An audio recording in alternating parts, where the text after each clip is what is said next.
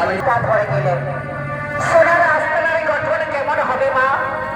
তাহলে আমি বলছি শোনো, ওই সোনার ওই আস্তানাটা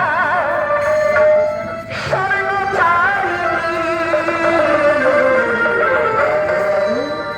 আর মধ্যখানে উঠানে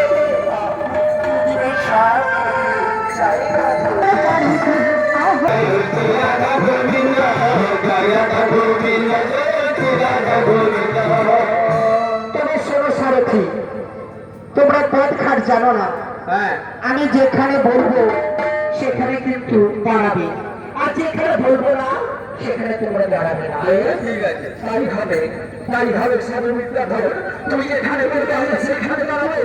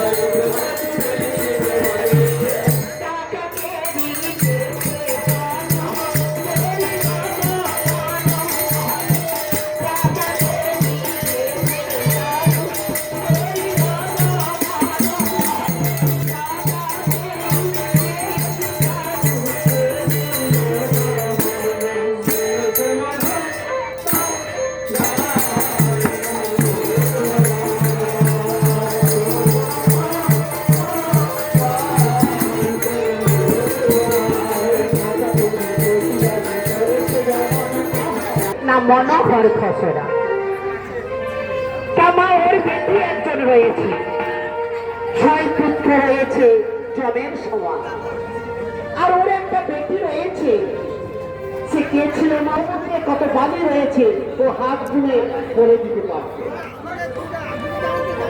তো ওই ডাকাত মেয়ে ওকে যখন জন্ম হলো তখন তার পিতা ছেড়ে আর শেষে এসেছে এই তাই ওই ডাকাতের দেশে যেই পানা দিয়েছে এমন সময় হাত মনে বলছে, দাদা এক সাধু এলো